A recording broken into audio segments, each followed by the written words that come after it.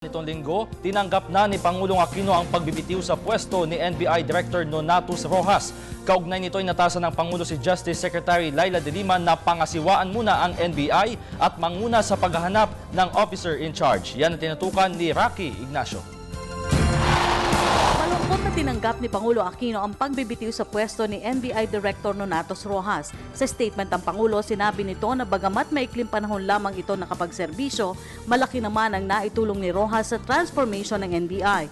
Matapos rin malagay ang NBI sa controversial dahil sa aligasyon laban kay dating Director tula na umano'y kidnapping at extortion. Dagdag pa ng Pangulo, gustuhin man nito na mapanatili si Rojas sa pwesto, kinikilala rin ito na mabigyan tuon na rin ito ang kanyang kalusugan.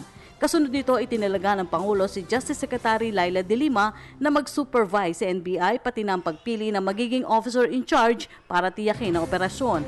Nauna na ipinahayag ng Malacanang na ipinaubayan ng Pangulo kay De Lima na pumili ng OIC kung ito man ay kukunin sa DOJ o sa mismong NBI. Aminado rin si Valte na isa sa magiging konsiderasyon ng Pangulo sa papalit kay Rojas ang investigasyon sa pork barrel scam. Ang NBI ho yung talagang agency in charge of the investigation. Siyempre, the President always considers the pending tasks at saka yung mandato ng ahensya. So normally, given the number of challenges or the high-profile investigations na that the NBI has led, siyempre kasama po yan sa mga considerations ng Pangulo. Samantalang muli naman binigyan diin ng Malacanang na maling sistema ng paggamit ng PDAF ang tinanggal ng Pangulo. Sagot ito ng palasyo sa pahayag ng CBCP na may tuturing na act of terrorism ang natuklasang anomalya sa pork barrel. An act of terrorism, perhaps that is their use of words, but the President has been very clear with what he has labeled as the misuse, yung pambababoy nga doon sa pondong para sa taong bayan. Perhaps it is their own way of expressing also likewise their thoughts on the matter, which we will not comment on.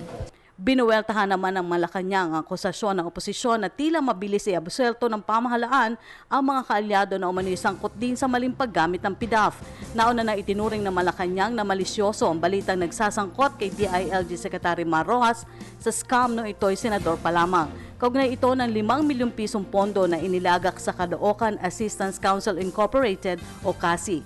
Git ni Valte, madali namang makita ito sa ebidensya at sana mumulitika lamang. Because we have the ability to quickly discern what is a substantial allegation and what is an allegation born out of politicking.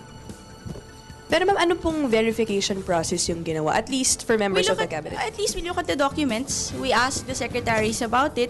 Kasi alam naman po natin kung sino lang yung namumulitika at sino lang yung talagang merong pinanghahawakang akusasyon eh. Madali naman hong makita yung bagay. And in fact, sinabi nga ni Secretary Rojas na bukas ho siya doon sa pag-probe, doon sa sinasabing, doon ho sa report na nilabas ng isang ahensya noong nakaraang araw. Samantala, hindi na nagkomento ang palasyo sa pahayag ng ilang ahensya na umano'y nagagamit rin sila sa anomalya dahil maging sila ay biktima. Git ni Valte, hintayin na lamang ang resulta ng investigasyon ng NBI. Para sa Telebisyon ng Bayan, Rocky Ignacio.